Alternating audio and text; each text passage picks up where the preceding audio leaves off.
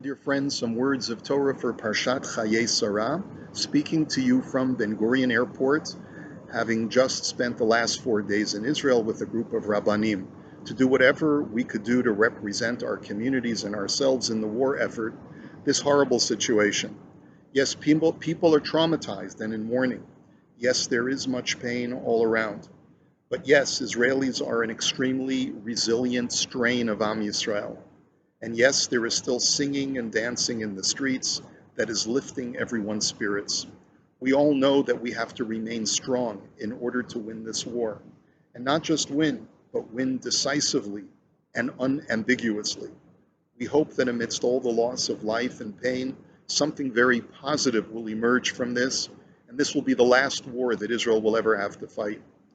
Something struck me as I was looking through our Torah reading in between all my travels.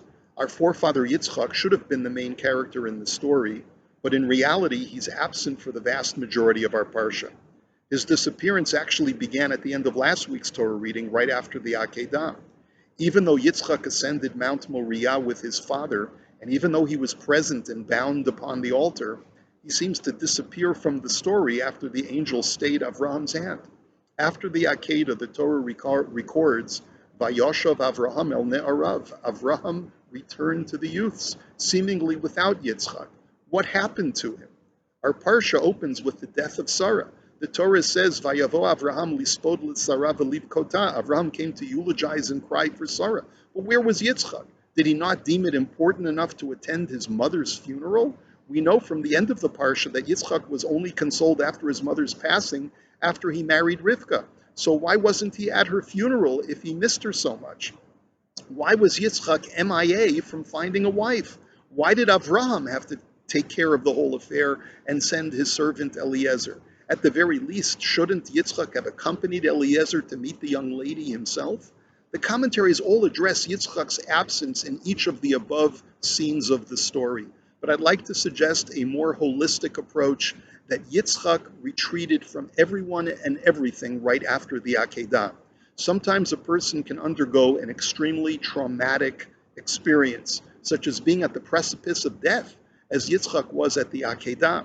There are many ways to respond to this kind of trauma, but one of them is to retreat into oneself for a period of introspection.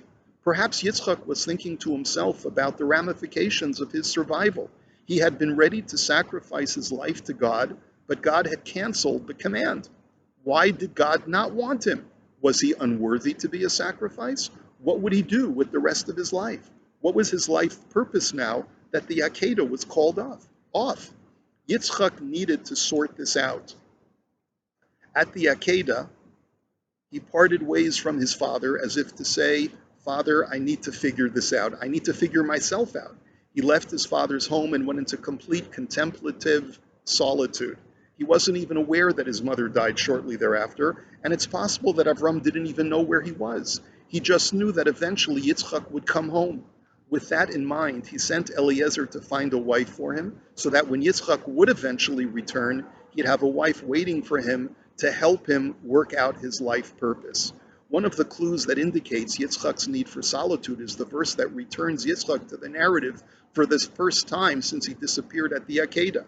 It says towards the end of our parsha, "Yitzchak ba mibo be'er lachai roi." Yitzchak came from his coming at be'er lachai roi. The commentaries are puzzled by this term ba mibo. He was coming from his coming. What does that even mean? The Ibn Ezra, in one of his answers, says something very strange. The word mibo doesn't just mean coming, but rather entering inside, as like entering in a house. If you are mibo, you enter in through a doorway that leads you into the house. And what the way he reads the verse is that Yitzchak emerged after a long period of introspection, of entering inside himself. Avraham may have planned for Rivka to be at his home waiting for Yitzchak's return, but Hashem arranged, perhaps out of respect for Rivka, that she would be arriving at the right moment to greet him in the field. Just at that very moment when he was ready to confront the world, Rivka was there to help him fulfill his newfound purpose. The nation of Israel has experienced huge trauma. It is now over a month since the horrible genocidal massacre in Otef Aza at the hand of the worse-than-Nazis terrorists. We are all still reeling, but we are learning to cope with the trauma.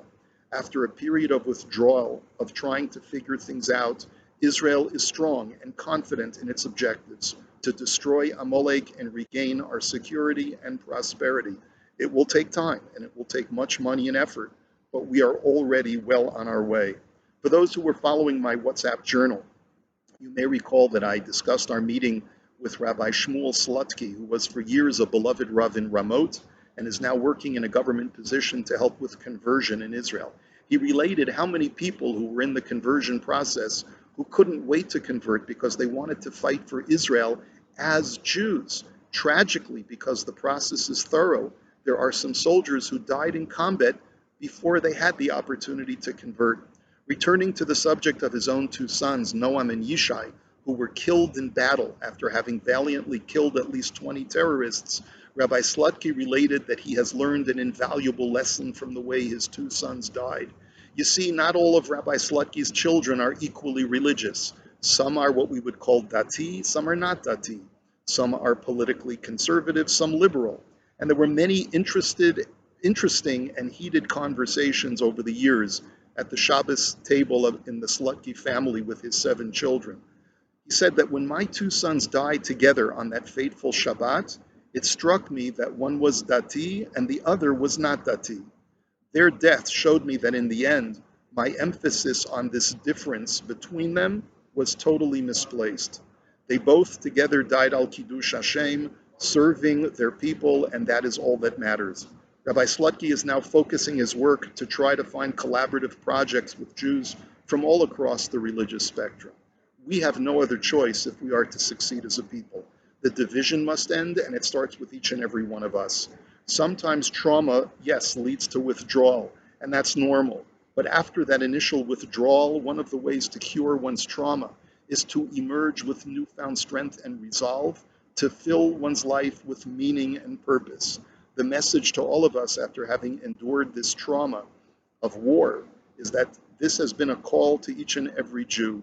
Reassess your life, reassess your priorities and your values, and make sure you figured out what you want to do with the rest of your life starting today. May all of Am Yisrael be cured of its terrible trauma. May Hashem wipe away all the tears and bring us, dear friends, to the ultimate redemption. May we see it. B'mheira b'yameinu, amen. Here's wishing you a beautiful Shabbos. Shabbat Shalom from Israel. See you soon in Toronto.